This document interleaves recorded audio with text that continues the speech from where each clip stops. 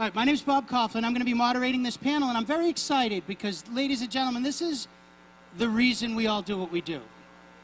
We're going to talk about the patient perspective and where patient advocacy fits into the important work that we do as an industry. You know, I've spent most of my time being the MC of these events up here, but I'm actually one of the panelists, even though I'm moderating it a little bit. I came to this industry because of a lot of volunteer work that I was doing with the Cystic Fibrosis Foundation. I have a 14-year-old son that has CF, and when he was born, you know, I realized pretty quickly that I wasn't a doctor and I wasn't a scientist, but if I could raise money and work with the CF Foundation, we could invest that money into companies that hopefully will find a cure for my son before he dies. That's how I thought. I didn't want to go to his funeral, so we raised money. And through that advocacy work and the involvement with the CF Foundation, I got to learn about companies like Vertex and FolDirect and Combinatorix and Epix, Altus, Alnylam, Alnara, and I started learning about capital formation. And also I was spending a lot of time doing advocacy work with the FDA for clinical trials. My little guy was in 6 clinical trials before he was 6 years old. And I learned how horrible that process was, right? And so I was spending a lot of my time in advocacy, and then it led to a job working in the industry.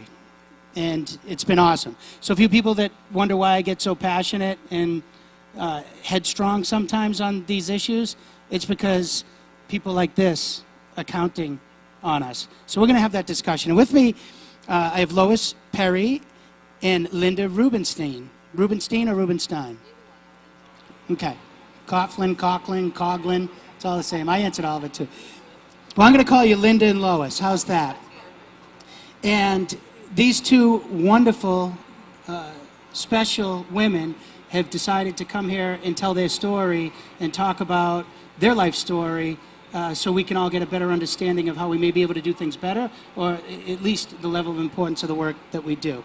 So why don't we start with you, Linda? Do you want to go first? And just tell us a little bit about your story, and then we'll get into a Q&A afterwards. Okay.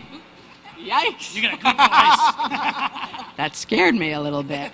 My name is Linda, and my journey started 26 years ago when I went for a physical.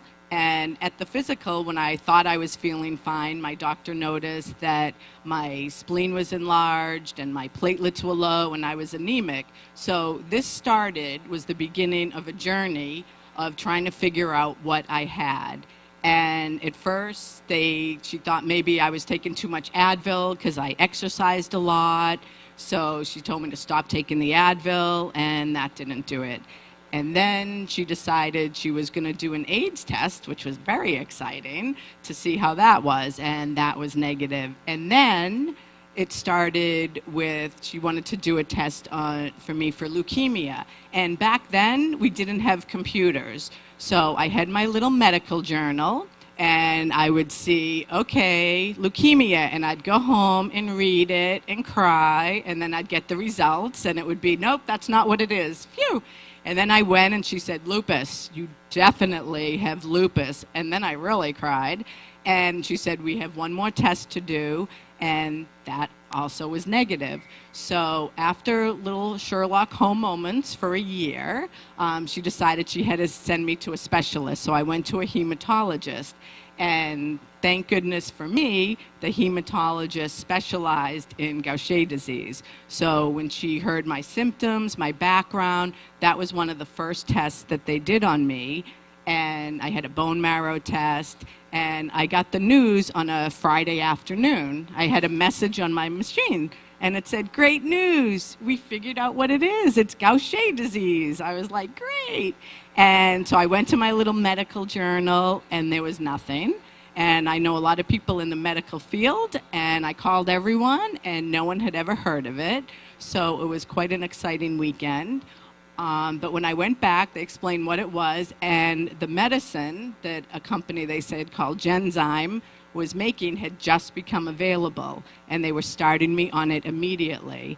And that started my journey with Genzyme, And they pretty much held my hand all along the way, helping me, encouraged me to have meetings, and it was great. And the best part was I at first was on a medicine they made, Ceridase, and I became pregnant, and I was one of the first women to become pregnant taking the drug.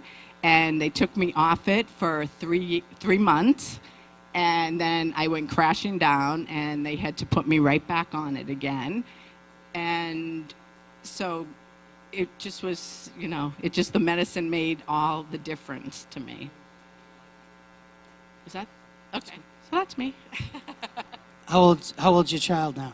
My child is 21 years old. Wow. That's wonderful. Yeah. Wonderful. Okay, Lois, how about you?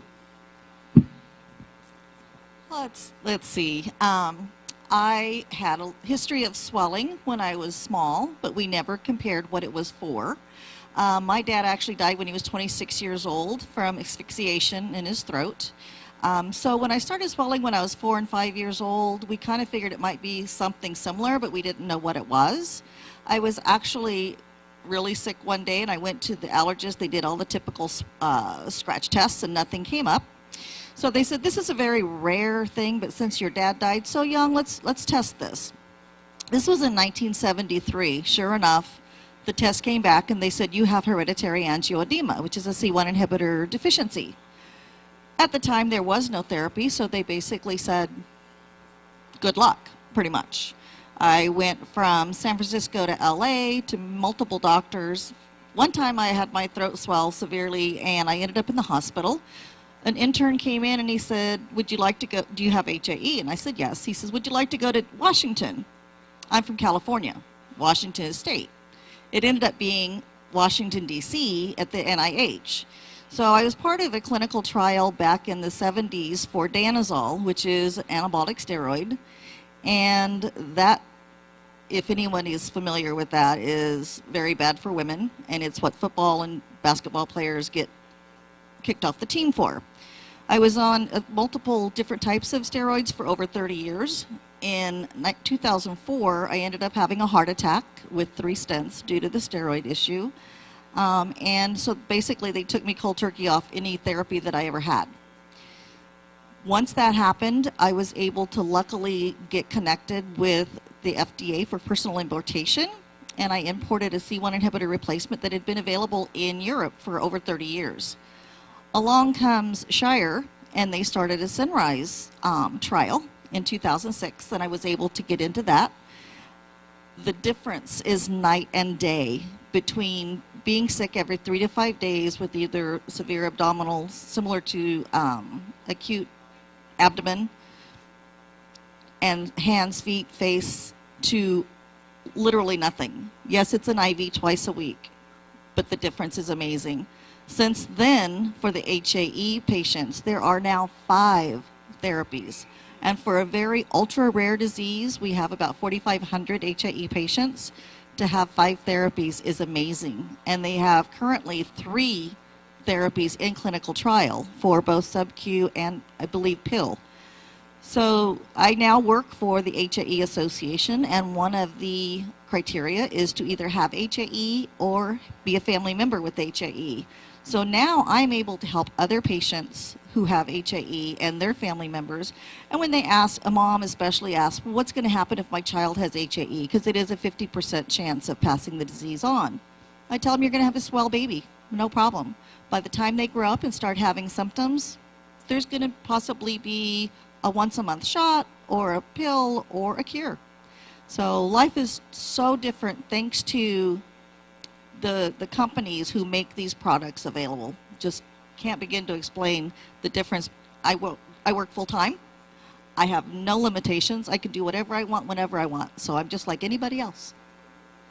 So that's a great point. So when you're on your medicine, there aren't any other symptoms that the disease doesn't present itself at all? I might have an occasional breakthrough, but that's very rare. And if I do, there are acute therapies that I can use to stop the attack in its tracks. And when you went on the first therapy that was available, that was how many years ago? Not the steroids, the clinical trial was 2006. It was first approved November of 2008.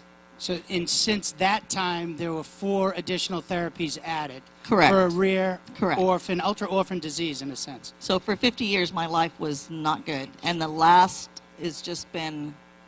And having this Amazing. disease led to a job for you, too. That's a pretty good It deal, did. isn't it? It was awesome. All right.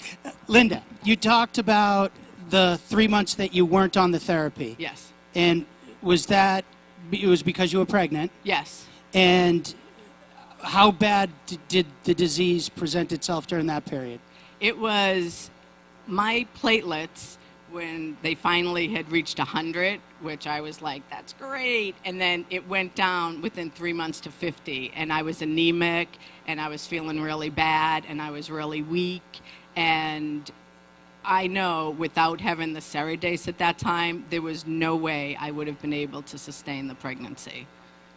So that's why it's so close to my heart, because I have my son, I have my life, I'm living, you know, I had perfect, I always say for someone being unlucky, I'm so lucky, because I was diagnosed right when, you know, Ceridase became available, and now I've been on Cerezyme, and now what I've been waiting for 26 years, Serdelga.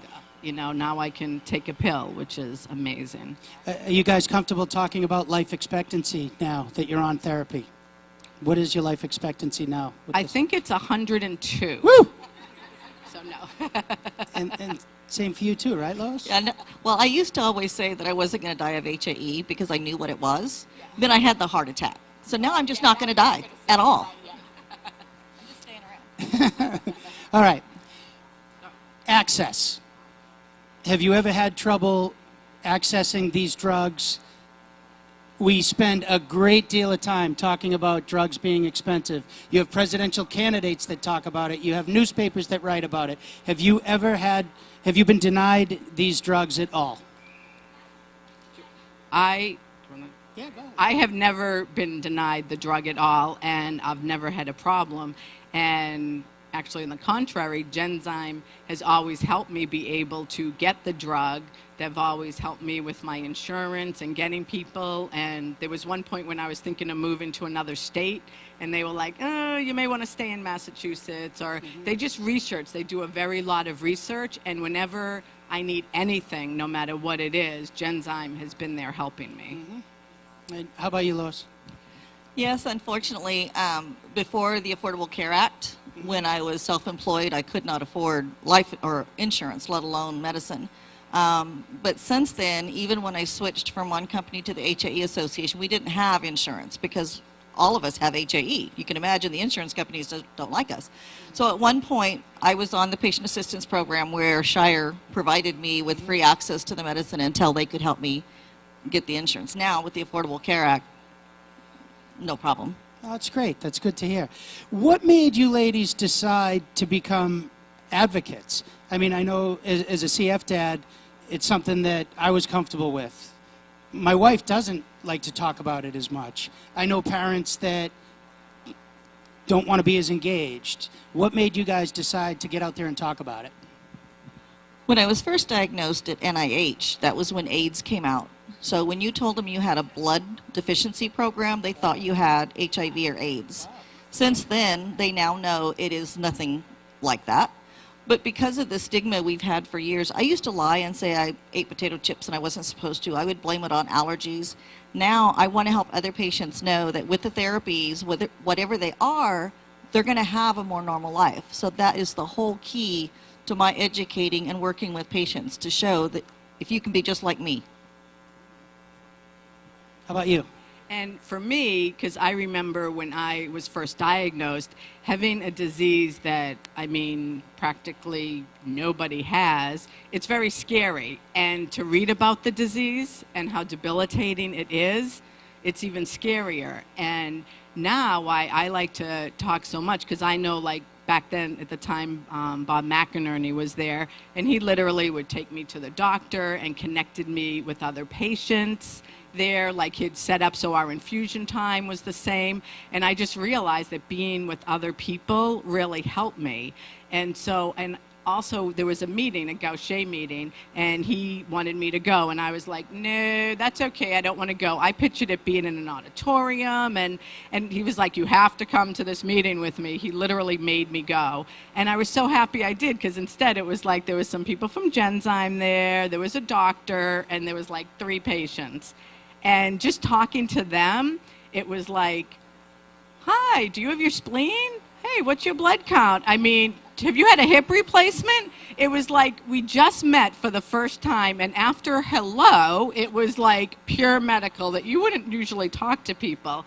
And so You don't seem like a big talker, though. I no, mean, I'm so shy. I'm very shy. But it was just like from that, I thought, I need to help. You're a brat. From that, afterwards, you and me outside. But I just realized how helpful it was, and I knew how me, being not a shy person, didn't even want to go. So I figured you really got to help. And so Bob also encouraged me to have yearly meetings, which so people could be with, doctors would be there to, tell about, update everyone, and then just the support from each other, which just made all the difference. So now, and also my first meeting I went to, people were in wheelchairs. People had hip replacements. People, if they would drop their keys, they couldn't pick it up, and they were like me in 20s and 30s. And it was just, so my first thing was I saw people with this, who had the symptoms, what the disease did. And now, since I kind of feel like I was diagnosed in the treatment right at the same time, and I am so different than those people. I'm like the new face of Gaucher disease, thanks to Genzyme, for taking a chance with a rare disease. And so I want to be there to let people know, because I know how scary it is, but I can say, your doctor can say, you're going to be fine but I am living proof. I had a baby who's 21. Look at me. I've never missed a day of work. People used to tell me about bone crises for 2-3 weeks. They'd be laid up in bed and couldn't move. They were so sick. I've never missed a day of work. I now have my own company. It's never stopped me. And thanks to Genzyme, which I love more than life itself. you seem to really like that company, I do Genzyme. like that company. And they don't pay me to say that, although I am expecting a trip soon. But Okay. no. Just kidding, for the record, anyone. I'm kidding. I think I'm funny. But yeah, but it's just made a difference in my life. I'm here with absolutely no symptoms, and I was starting to be symptomatic. So That's wonderful. That's wonderful. We talked a little bit about clinical trials. Have either of you been in clinical trials? What was that experience like? And keep in mind, one of the things that we're trying to do is figure out how industry and patient groups can work closer together to make things like clinical trials easier, better, more faster. I mean, a lot of these companies who are represented here have really wrestled with what's the right way to interact with your disease community. It can be tricky, and now with social media, things can get out of control. Clinical trials, what were they like, and do you think we're getting better at it? Much better. My first clinical trial was Shire. It was, of course, the double-blind placebo, so you didn't know whether you were getting the treatment or not. And back then I had to go off the androgens to go on the clinical trial. So for 12 weeks, you had no medicine, and then 12 weeks you had medicine, and it was like day and night. It was like, yeah, you had to do the IV. You didn't know if it was water or not. But that was back then. You had the little paper things to say how you were doing every 15, 20 minutes. Now I have a little diary, because I'm in another clinical trial for sub-Q therapy. I have a little diary. Every day I fill it out, how I'm doing, how I feel, if I took medicine or not. It's much easier. Technology does make it easier. So that's good. How about you? Were you in any clinical trials? I was not. They did all the work for me before, and then, I haven't been in trials. I tried to be in one for Serdelga, but that didn't work. Okay. What? Go ahead. the scary part about clinical trials is before I started this new clinical trial, I was basically controlled. I took my IV medication twice a week. I didn't have any attacks. But this new trials they're doing now are sub-Q. So for patients who can't get an IV access, it's a sub-Q injection just similar to insulin. So going off the medication, having to prove I can have enough attacks to get on this medication, if it keeps someone from having to have a port and get infections and blood clots, it's well worth my taking that chance. And I had rescue medicine, so it wasn't like I was going without. So it's worth it for the betterment of the community in the future. So do you feel that responsibility that it's part of your duty to do clinical trials, even though it's a lot of work? And Definitely. I actually drive, in California, I drive 3.5 hours one way to the clinical trial site and then back home the same day. That's wonderful. That's wonderful. In the cystic fibrosis community, we're having challenges now because Vertex has invented 2 drugs, Kalydeco and Orkambi, that now are working just shy of 50% of the population. Unfortunately, they don't work for my son because of one of his mutations. But we only have half of the population, which is 30,000. So we have about 15,000 patients in the U.S. that are on meds that you can't go off these meds to try another clinical trial. So we're finding that it's more challenging now to have enough patients to do clinical trials. So that's why we're working with the FDA. Can you use natural history? Can you use other ways to try to advance products through clinical trials and not require so many patients? And that's true with me. A lot of patients who are controlled on medication are afraid to go off. Without medication, underdiagnosed or undertreated is still a 30% mortality rate. So if you're not able to do a rescue med quickly and you're on a clinical trial, it's not good. Yeah, and for diseases like yours or CF, there's not really a rescue med to help with that. Yeah. Yeah. So those are some of the challenges that we're facing. What do you say to, you guys are doing awesome. It's amazing, and it's wonderful that you appreciate your partners in industry who help make this possible, right? I say it all the time. We're the industry that is trying to extend life and cure disease, yet people think we're the bad guy. It's ludicrous. It's ridiculous. So as disease associations, foundations, communities, population, it's so important that we continue to educate each other that these are the people who are going to come up with a drug. There isn't a drug that works for my kid yet. We need to get there, right? And we need to do everything humanly possible to get there. And these people certainly aren't the bad guys. So how about we clap for them, right? What advice do you give to a dad like me that some patients have a treatment and some don't? It gets frustrating. It gets scary. What would your advice be to? Never give up. I thought years ago I was never going to live this long. My dad died at 26, my grandpa at 34. I'm 57 years old, and it will happen. It will happen. I love that. Never give up. What advice would you give? Well, I feel like I've been so fortunate because there was a drug available for me, so I haven't really had to go through a lot of that. But what I tell everyone, I mean, just in my circumstance at least, when people come, it's like you can live a long, healthy life. And just with technology, I mean, me going from Ceridase, where it was, I used to have a filter on it because it was made from the placenta, and I had to do AIDS test every 6 months, and then, and then after that, Cerezyme, but all of them were, it was infused, and so I'd be there not moving, for an hour and a half getting the medicine, and I just, in 26 years, I mean, I always said, I can't wait until there's a pill, and now the day came. Now there's a pill. And when that pill came, I honestly was like, with all my friends and family with the text, I was like, mark this day in history. I'm about to take the pill. I was just like, yay. So I think everything, I waited 26 years. So, it will happen because, maybe it's a little different, my experience, but technology today, it's amazing, and all the drug companies doing great things. I mean, I have nothing but good things to think and say about the drug companies. Yeah, what do you think, how can we do a better job in educating the public as patients and as patient advocates? Because when I think about, this is amazing.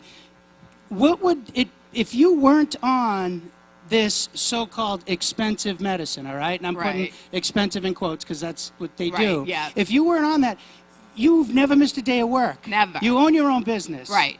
You had a kid. I had a kid, right? You're living life. You're not in a hospital at a couple $1,000s a Right. day. I would You're have not getting people, hip replacement. right. I would argue if you did, you could get some economist to do a study to show that she's being productive to society as opposed to Absolutely, being a burden. Right. Because Otherwise, of I that would medicine. be relying on other people to take care of me. I would not be able to take care of myself. I certainly wouldn't be working and driving and having a son and having the great life that I do have.